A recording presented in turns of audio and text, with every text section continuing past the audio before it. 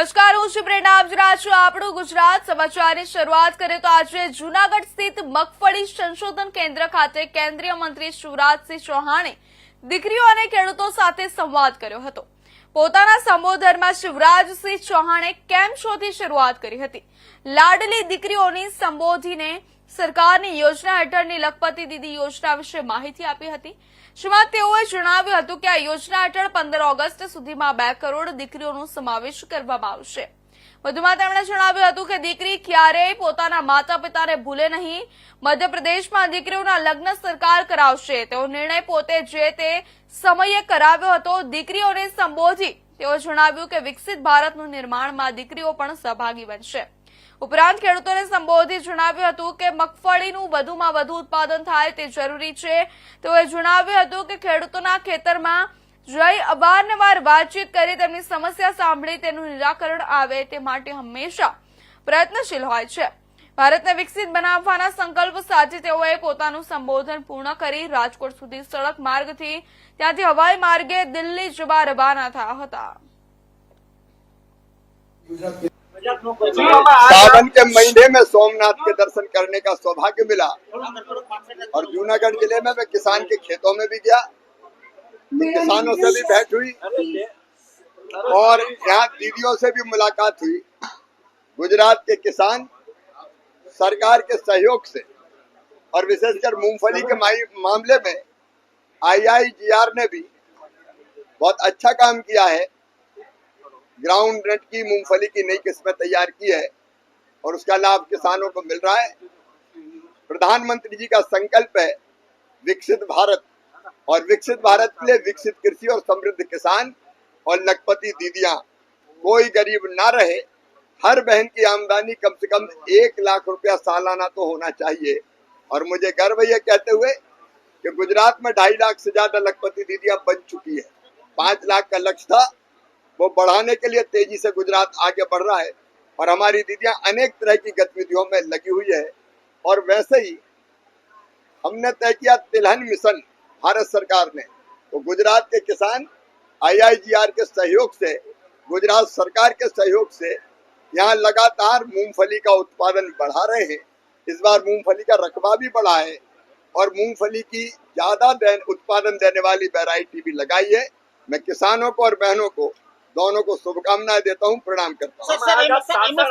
क्या कहेंगे शासक की देवलिया सफारी पार्क की मुलाकात? तो अद्भुत है, एक अलग दुनिया. यहाँ के गिर के जंगल का शासन का अद्भुत प्राकृतिक सौंदर्य. वहां हमने नाचते हुए मोर देखे, वहां इठलाते हुए शेर देखे, आपस में मिलते हुए सिर भिड़ा के आपस में एक दूसरे से. हमने वहां लाइनें शेरनी देखी, हमने पक्षियों की चहचहाट देखी. अलग तरह का एक वातावरण और अलग तरह की एक दुनिया है ये शासन और गिर के जंगल. मैं मैनेजमेंट को भी बहुत बधाई देता हूं और आज मेरा सौभाग्य था, समय कम था लेकिन मैं फिर भी देख पाया. सर, MSP के लिए प्रॉब्लम बहुत है हमारे किसानों की, बहुत मूंगफली की हो या गेहूं. पिछली बार भी हमने मूंगफली को, जब गुजरात सरकार ने कहा कि दाम नीचे है, खरीदने की जरूरत है, तो भारत सरकार ने अनुमति दी थी और मूंगफली की खरीदी की थी. आगे भी जब जरूरत पड़ेगी तब खरीदी जाएगी.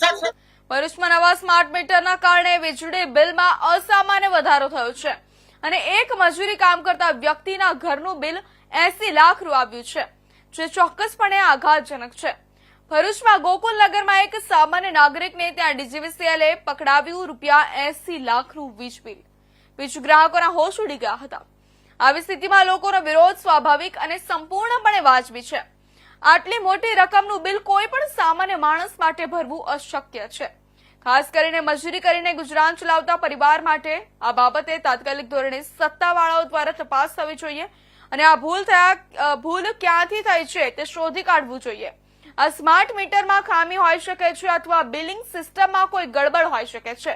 આવા કિસ્સાઓમાં ગ્રાહકોને યોગ્ય નિવારણ મળવું જોઈએ અને ખોટા બિલ સુધારવા જોઈએ.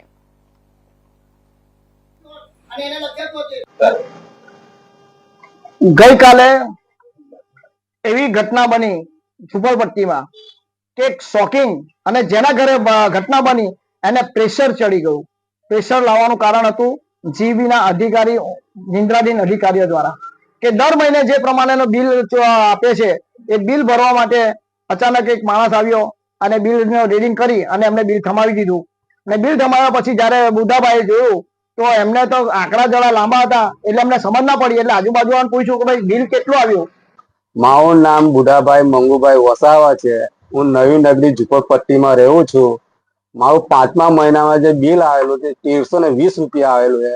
આ ફેર 7મા મહિનાની અંદર જે બિલ આવ્યા પણ એના આંકડા વધારે લખાયેલા હતા એટલે હું બાજુમાં પૂછવા ગયો કે ભાઈ તારું બિલ કેટલું છે.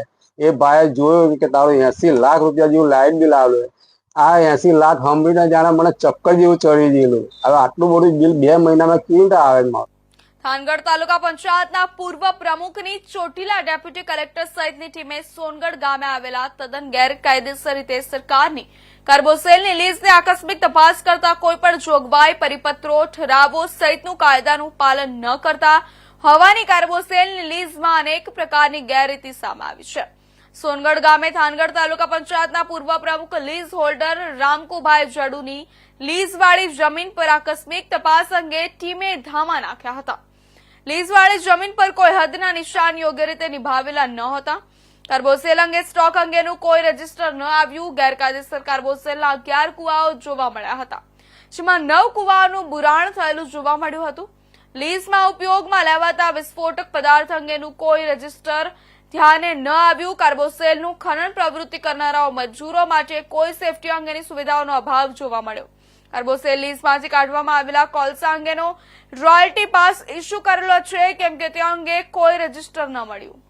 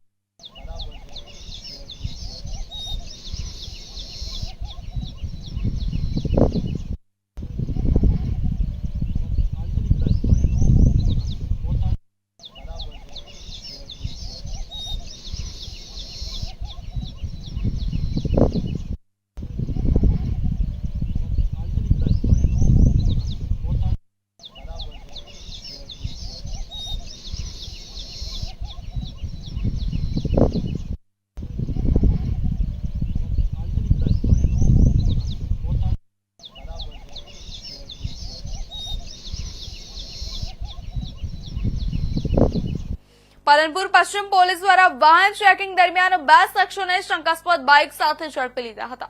ત્યારબાદ તપાસ કરવામાં આવતા તે બાઇક ચોરીનું હોવાનું સામે આવ્યું હતું. જેથી પોલીસે સઘન પૂછપરછ કરતા તેમને જુદી જુદી જગ્યાએથી કુલ 6 બાઇકોની ચોરી કરી હોવાની કબૂલાત કરી હતી, જેમાં અન્ય 2 શખ્સો પણ સંડોવાયેલા હોવાનું સામે આવ્યું હતું. જેથી પોલીસે 3 શખ્સોને ઝડપી લઈ કાયદેસરની કાર્યવાહી હાથ ધરવામાં આવી છે. રેન્જ આઈજી ચિરાગ કોરડિયા અને બનાસકાંઠા જિલ્લા પોલીસ વડા અક્ષયરાજ મકવાણાના સૂચના મુજબ તેમને તેમજ નાયબ પોલીસ અધિક્ષક ડોક્ટર જે ગામિતના માર્ગદર્શન હેઠળ પાલનપુર પશ્ચિમ પોલીસ મથકના PI KH. Bihola, PSI KA. Kotiyatar, SI ચંદ્રકાંતભાઈ, હરેશદાન, નરેશભાઈ, જયેશદાન, પ્રકાશભાઈ સહિતનો પોલીસ સ્ટાફ વાહન ચેકિંગમાં હતા. તે સમય દરમિયાન એક શંકાસ્પદ મોટરસાયકલ સાથે 2 શખ્સો ઝડપાયા હતા. સ્પેર પાર્ટ બદલી કાઢવા કે એને નંબર પ્લેટ બદલીને આનો ઉપયોગ કરવામાં આવતો હતો. આ જે ટોટલ 6 બાઇકો જે રિકવર કર્યા છે એમાંથી પાલનપુર પશ્ચિમના 3 બાઇકો છે, જેમાંથી એક અસ્ટી વર્કશોપ પરથી ચોરી કરવામાં આવ્યું હતું અને 2 પાલનપુર બસપોર્ટ પરથી ચોરી કરવામાં આવ્યા હતા. પાલનપુર પૂર્વના દિલ્હી ગેટથી એક બાઇક ચોરી કરવામાં આવ્યું હતું. તે જ રીતે અમીરગઢના ઇકબાલગઢ અને જે ઘોઘુ ગામ છે ત્યાંથી આ 2 બાઇકો ચોરી કરવામાં આવ્યા હતા. આમ ટોટલ 6 જેટલા બાઇકો પાલનપુર પશ્ચિમ દ્વારા રિકવર કરવામાં આવે છે અને પાલનપુર પશ્ચિમ પીઆઈ શ્રી બિહોલા અને તેમની ટીમ દ્વારા ખૂબ પ્રશંસનીય કામગીરી કરવામાં આવી છે. ઘણા સમયથી આ બાઇકો જ્યારે ચોરી થઈ રહ્યા છે ત્યારે પાલનપુર પોલીસ દ્વારા પાલનપુરની જનતાને ખાસ સંદેશ છે કે આપ જ્યારે પણ આવા બાઇકો પાર્ક કરો ત્યારે પાર્કિંગ જે નામિત કરેલી જગ્યા હોય ત્યાં જ આવા બાઇકો પાર્ક કરવામાં આવે અને સીસીટીવીની દેખરેખ હેઠળ હોય ત્યાં જ આપણા બાઇકો પાર્ક કરે, જેથી આવા બનાવો આપણે અટકાવી શકીએ. અને જ્યારે વાહન ચેકિંગ આ રીતે થઈ રહી હોય ત્યારે પણ ખાસ આપ પોલીસને સહકાર આપો અને પોતાના જે ડોક્યુમેન્ટ્સ હોય એ પોતાની સાથે રાખો કે જેથી વાહન આપનું પોતાનું જ છે એ વેરીફાઈ થઈ શકે. તદુપરાંત જ્યારે પણ આપણા આસપાસમાં ક્યારેક કોઈ અવાવરું બાઇક પડી રહ્યું હોય કે આપણા સોસાયટી વિસ્તારમાં મહોલ્લામાં ગાડી છે તો તરત પોલીસને જાણ કરવી કે જેથી પોલીસ તેની ત્વરિત ખરાઈ કરી શકે, જેથી આવા કોઈ ચોરીના બાઇક હોય કે બીજા અન્ય બાઇક હોય તો તેનું ડિટેક્શન આપણે કરી શકીએ. વડોદરા શહેર સ્થિત છેલ્લા 1 દશકાથી કાર્યરત અને પ્રગતિશીલ તેમજ સેવા ભાવને વરેલી સંસ્થા માનવતા કેમ્પેઇન ચેરિટેબલ ટ્રસ્ટ વીતેલા વર્ષોમાં સામાજિક ઉત્થાનના ભાગરૂપે સામાજિક, શૈક્ષણિક કે આરોગ્યલક્ષી સેવા કાર્યો કરતી આવી છે. સંસ્થાના સ્થાપક પ્રમુખ મમતાબેન શાહે સંસ્થાની સેવાકીય ગતિવિધિ વિશે માહિતી આપતા જણાવ્યું હતું કે આજરોજ શનિવારે સંસ્થા પરિવારના મમતાબેન, ધવલ, વિરલ, શ્રેયાંશ અને ઋષભ પટેલે ખેડા જિલ્લાના નડિયાદ તાલુકાના કંજોડા ગામની પ્રાથમિક શાળાની મુલાકાત લીધી હતી. ત્યારે જરૂરિયાતમંદ પરિવારમાંથી આવતા શાળાના વિદ્યાર્થીઓને અભ્યાસ અંગે વિશેષ પ્રોત્સાહિત કરવાના ભાગરૂપે શાળાના ધોરણ 1 થી ધોરણ 8ના કુલ 387 વિદ્યાર્થીઓને પ્રત્યેક વિદ્યાર્થી દીઠ કુલ 3 ફૂલસ્કેપ ચોપડા, લેટરહેડ સાઇઝ નોટબુકોનું વિતરણ કરવામાં આવ્યું હતું. વળી સુજ્ઞા શ્રી સુનિતાબેન વસાવાની જન્મદિન નિમિત્તે તેમજ સહયોગથી દરેક વિદ્યાર્થીને સ્કૂલ બેગ પણ વિતરણ કરવામાં આવ્યા હતા.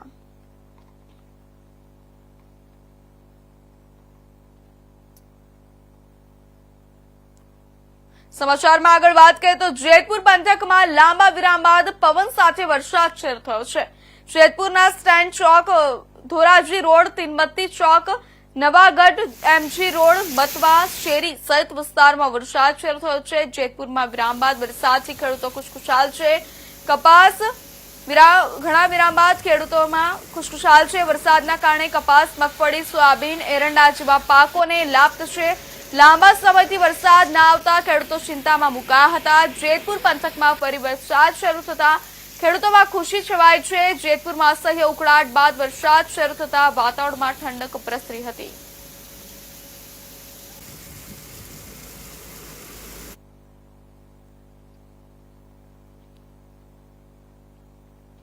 રાજકોટ જિલ્લાના ઉપલેટામાં વરસાદ શરૂ થયો છે. લાંબા સમયના વિરામ બાદ ઉપલેટા શહેર તથા આસપાસના ગ્રામ્ય વિસ્તારોમાં વરસાદ શરૂ થયો છે. ઉપલેટાના ડુમિયાણી, સેવંતરા, ખાખી, જાડિયા, ગઢાળા સહિતના ગ્રામ્ય પંથકમાં વરસાદ વરસી રહ્યો છે.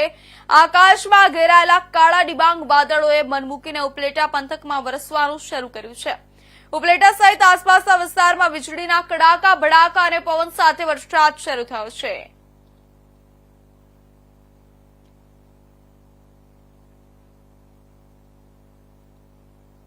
અમીરગઢ તાલુકામાં વહેલી સવારથી ધોધમાર વરસાદ વરસ્યો હતો, જેથી ખેતરો બેટમાં ફેરવાઈ ગયા હતા અને ખેડૂતોની મહેનત પર પાણી ફરી વળ્યું હતું. સવારે 4 ઇંચ જેટલો વરસાદ નોંધાયો હતો, જ્યારે સિઝનનો કુલ 17 ઇંચ વરસાદ નોંધાયો છે. અમીરગઢ તાલુકામાં ઉનાળામાં ધરતી પુત્રોએ મગફળી અને બાજરીનું વાવેતર કર્યું હતું. જોકે પાક તૈયાર થયો અને લણવાનો સમય આવ્યો ત્યારે વરસાદ વિલન બનીને વરસી જતા ધરતીપુત્રોને મહેનત પર પાણી ફરી વળ્યા હતા. તો બીજી બાજુ સતત વરસાદના લીધે ખેડૂતો ચોમાસાની ખેતી પણ કરવામાં વિલંબ થઈ રહ્યા છે. અત્રે ઉલ્લેખનીય છે કે અમીરગઢ તાલુકામાં લોકો સૌથી વધુ ખેતી પર નિર્ભર છે. જોકે ખેતી બગડા ધરતીપુત્રો લાચાર બન્યા છે.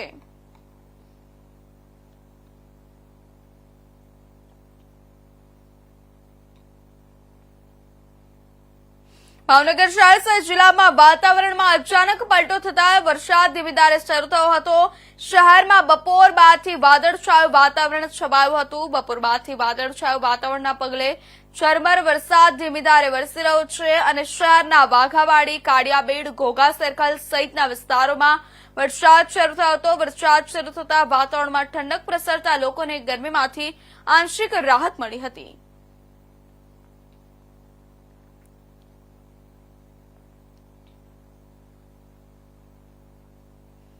વડોદરા રેલવે પોલીસ સ્ટેશન પરથી 6.5 કરોડનું સોનું પકડાયું છે. મુંબઈના જ્વેલર્સના સેલ્સમેન મોહિત સિંઘવી પાસે પકડાયું છે 6.5 કરોડનું સોનું. 6.5 કિલોના સોનાના દાગીના લઈને આવ્યો હતો વેપારી, ત્યારે ચેમ્બુરના મોહર જ્વેલર્સનો સેલ્સમેન હોવાની વિગતો સામે આવી છે. રેલવે પોલીસે પ્લેટફોર્મ નંબર 1 પરથી સોનું પકડી પાડ્યું છે.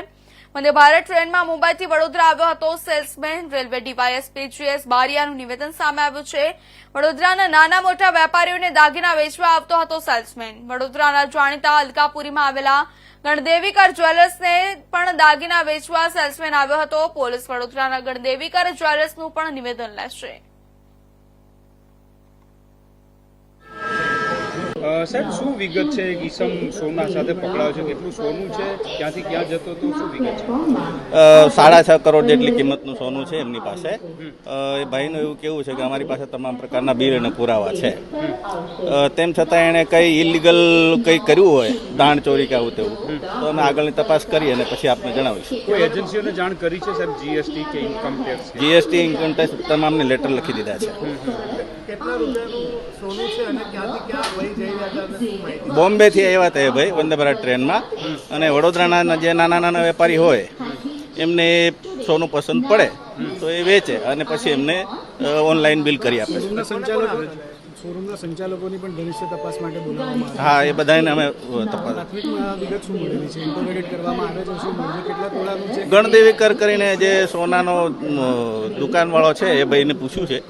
એ એમ કહે છે કે અમારી પાસે બિલ છે અને બધું કાયદેસર છે. એમની પાસે કલેક્ટરનો લેટર પણ નથી અને GST સર્ટિફિકેટવાળું બિલ પણ નથી. શું કહેશો? એ તમામ પુરાવા એકત્રિત કરશું. જો અમને એમ લાગે ગેરકાયદેસર અથવા કોઈ ગુનાહિત છે તો કાયદેસરની કાર્યવાહી કરશું. આ એક સિક્યુરિટીનો વિષય છે. એ કલેક્ટર સાહેબનું જે જાહેરનામું છે તો જાહેરનામા ભંગનો ગુનો જો થતો હશે તો એ પણ દાખલ કરશું.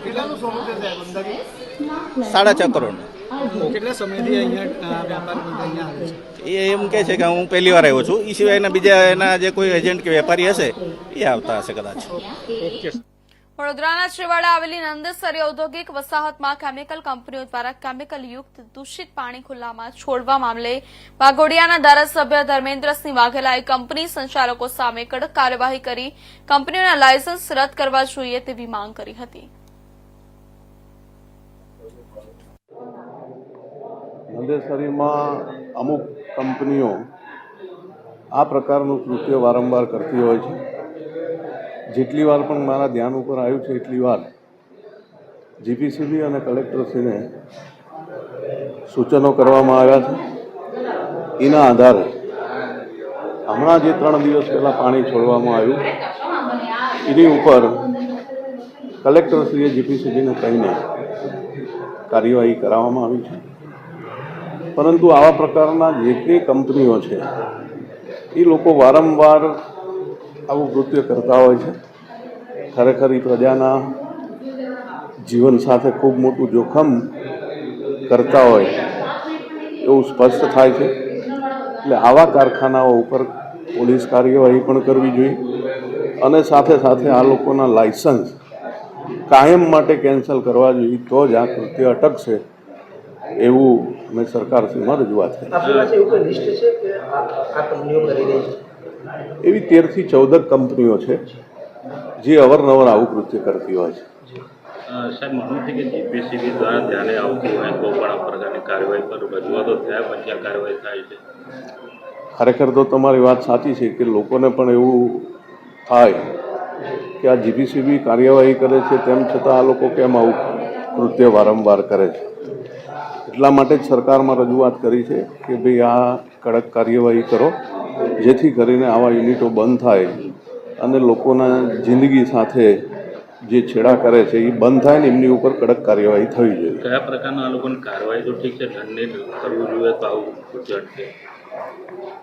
આવું કૃત્ય કરનારો દંડ ભરી અને પોતે પોતાની રીતે નાના મોટા સુધારા કરી અને ફરી કંપનીઓ ચાલુ કરી દેતા હોય છે. એટલે આવા લોકોને કાયમ માટે બંધ કરાવવા જોઈએ. દંડ એ એક એવી વસ્તુ છે કે આર્થિક નુકસાન થાય છે, એટલે એ તો પાછું આવું કૃત્ય કરી અને એ પાછી પૈસા કમાઈ લેતા હોય છે. એટલે આને અટકાવવા માટે કાયમી લાયસન્સ જ એ લોકોનું કેન્સલ થવું જોઈએ, જેથી કરીને આવું કૃત્ય બંધ થાય. સાબરકાંઠા અને અરવલ્લી જિલ્લાના 3.5 લાખ પશુપાલકો ભાવફેર મુદ્દે સાબર ડેરીનો વિરોધ દર્શાવી રહ્યા છે. ત્યારે હિંમતનગર ઝોન 1 માં સમાવિષ્ટ 60 મંડળીઓ પૈકીની 40 જેટલી મંડળીઓના ચેરમેન, સેક્રેટરી અને પશુપાલકો હિંમતનગરના કટોલી પાસે આવેલા કટ્ટી મંદિર ખાતે એકઠા થયા હતા. જોકે આ બેઠકમાં સાબર ડેરીના પૂર્વ ચેરમેન અને વર્તમાન ડિરેક્ટર જેઠાભાઈ પટેલ પણ હાજર રહ્યા હતા. જોકે પશુપાલકો દ્વારા 3 મુદ્દાની માંગ સાથે આ બેઠકનું આયોજન કરવામાં આવ્યું હતું. સાબરકાંઠા જિલ્લાના પશુપાલકો દ્વારા દૂધ મંડળીમાં દૂધ નહીં ભરાવે વિરોધ દર્શાવવામાં આવી રહ્યો છે. તે દરમિયાન ગઈકાલે સાબર ડેરી ખાતે રાજકીય આગેવાનો, કિસાન સંઘ, પશુપાલકો અને સાબર ડેરીના સત્તાધીશોને એક બેઠક મળી હતી. આ બેઠકમાં 995 રૂપિયા કિલો ફેટના વાર્ષિક સરેરાશ ભાવ નક્કી કરવામાં આવ્યો હતો. જોકે હજુ પણ આ ભાવ પશુપાલકોને માન્ય ન હોવાને લઈને વિરોધી યથાવત રહે છે. ત્યારે પશુપાલકોની મુખ્ય 3 માંગ હોય છે, જે પૈકી ભાવ યોગ્ય ચૂકવવો, ઘર્ષણ દરમિયાન થયેલા કેસ પાછા ખેંચવા અને સત્વરે જેલમાં બંધ પશુપાલકોને છોડવા અને ઈડરના ઝીંઝવા ખાતે રહેતા યુવકનું જે મોત થયું હતું તેમને યોગ્ય વર્તન ચૂકવવાની મુખ્ય માંગે સાથે વિરોધ દર્શાવી રહ્યા છે. હિંમતનગર ઝોન 1ના 59 મંડીના દરેક ચેરમેન તથા સેક્રેટરીની આજે મિટિંગ થઈ. જે આજે જે આંદોલન ચાલ્યું એમાં જે અમારા 74 લોકો ઉપર જે એફઆઈઆર થયેલી છે, સરકાર તાત્કાલિક ધોરણે એની પાછી લે. જે ભાવ વધારો આપ્યો એમને 995 રૂપિયા પ્રમાણે, હજુ પણ એમનો ભાવ વધારો અમારે થોડો હજી જોઈએ છે. અમને 20% આસપાસ વધારો મળે એવું અમે આજે ઠરાવ કરેલ છે. તથા જે એક્સપાયર જે આ આંદોલનને મૃત્યુ પામે છે અશોકભાઈ, એમને યોગ્ય વર્તન મળે એના માટે સાબર ડેરી કયો નિર્ણય લેશે એના પર બી એક ઠરાવ થયેલો છે. આજે કડોલી ગામમાં કટી મંદિર છે, ત્યાં આગળ હિંમતનગર તાલુકાની મારા ઝોનની મંડળીઓ, બધી જ મંડળીના ચેરમેનશ્રીઓ, સેક્રેટરીશ્રીઓ, ગામના દૂધ ભરાવતા તબેલાવાળા વ્યક્તિઓ, એમ કહીને લગભગ 201 વ્યક્તિઓ ભેગા થયા હતા. અને એમની મેઇન રજૂઆત હતી કે 20% ભાવ વધારો, ગઈ વખત 17% મળ્યો છે, આ વખત 20% ભાવ વધારો મળે તો જ અમે દૂધ ચાલુ કરીશું. મેં આવતીકાલે જે મિટિંગ થઈ હતી તે બંને જિલ્લાના પ્રમુખો, અરવલ્લી અને સાબરકાંઠાના પ્રમુખ શ્રી પૃથ્વીરાજ પટેલ અને ધારાસભ્ય શ્રી વોરા સાહેબ અને ડેરીના આખું બોર્ડ, જે કાલે મિટિંગમાં જે ચર્ચા થઈ હતી તો એ 995 રૂપિયા ભાવ ચૂકવવું, 35 રૂપિયા વધારે ભાવ વધારો ચૂકવવું, એ વાત મેં બધા ચેરમેનશ્રીને મારા મંતવ્યમાં મેં વાત કરી. કોઈ આદિત્યકાલ સભા પાલનપુર બિહારીબાગથી હનુમાન ટેકરી સુધીના માર્ગ પર પડેલા ખાડા પૂરવાની કામગીરી હાથ ધરાઈ છે. ઇન્ડિયા ન્યૂઝના અહેવાલના પગલે તંત્રએ ખાડા પૂર્યા છે. પાલનપુર બિહારીબાગથી હનુમાન ટેકરી સુધીના માર્ગ પર મસમોટા ખાડા પડી ગયા હતા, જેના અહેવાલ ઇન્ડિયા ન્યૂઝમાં પ્રસિદ્ધ થયા બાદ તંત્ર દ્વારા આજે ખાડા પૂરવાની કામગીરી હાથ ધરવામાં આવતા વાહન ચાલકોએ રાહતનો શ્વાસ લીધો છે. બનાસકાંઠા જિલ્લામાં ભારે વરસાદના પગલે પાલનપુર શહેરના બિહારીબાગથી હનુમાન ટેકરી સુધીના નેશનલ હાઈવે પર મસમોટા ખાડા પડી ગયા હતા, જેના કારણે અવારનવાર વાહન ચાલકો ખાડાના કારણે અકસ્માતનો ભોગ બનતા હતા. જેના અહેવાલ ઇન્ડિયા ન્યૂઝમાં પ્રસિદ્ધ થયા બાદ તંત્ર સફાળું જાગ્યું હતું અને આજે ખાડા પૂરવાની કામગીરી હાથ ધરવામાં આવી છે, જેના પગલે વાહન ચાલકોએ રાહતનો શ્વાસ લીધો હતો.